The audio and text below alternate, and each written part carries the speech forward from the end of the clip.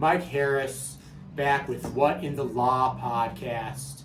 I like to talk about things I've been working on, and lately I've been working on appeals. So I'm going to talk a little bit about that.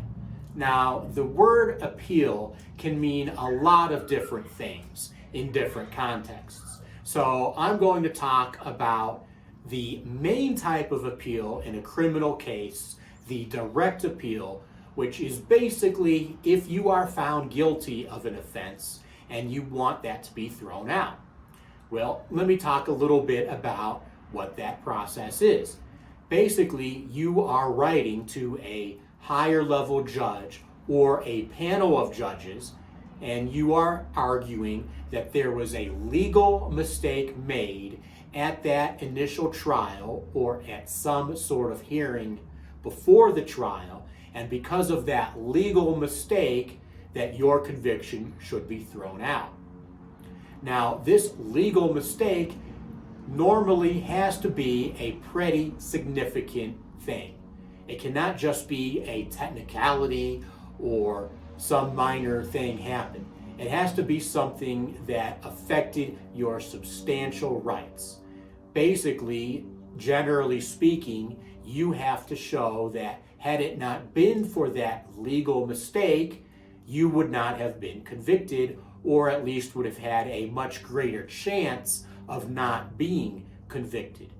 While there are some exceptions to that rule, they are pretty rare, and generally speaking, the mistake that had to be made has to have been of a pretty big magnitude. Now, you can also ask a court to review the sufficiency of the evidence. However, that review is also pretty limited. Basically, all that the court on the appellate level is looking for is, were there allegations and testimony given that, if true, would lead to you being guilty of the crime that you were convicted of. What is not going to be reviewed at that appeal level is who was telling the truth and who was not telling the truth. Also, what is not going to be considered is new evidence that was not already presented at trial. Now, there is a different type of proceeding where you can try to get a new trial due to newly discovered evidence. However, that is extremely rare and is much less likely for you to be successful at than the original direct appeal. Now, that direct appeal, as you can see, is extremely limited. So the fact that someone may have been lying is simply not something that is going to be considered.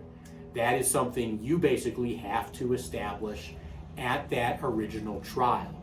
And that is perhaps the most important reason why you need to be completely ready for the trial. You cannot just think that if things don't go wrong, oh well, you still have an appeal. Appeals are very difficult to win because of all these different hurdles that you have to meet. So if you are facing a case before you get to your trial, make sure you are fully prepared. Make sure you have a lawyer you are comfortable with and who is doing what needs to be done. If you just assume that just tell the truth, everything will be fine, it might not work out that way. And your chances of winning an appeal are, generally speaking, always going to be far less than winning at the original trial.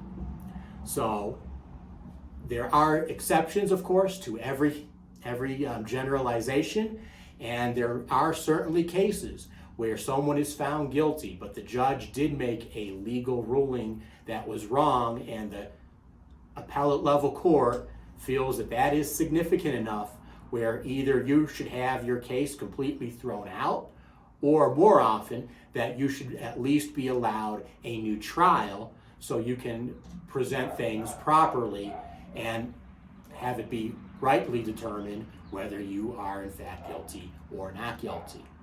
So that's a little bit about appeals.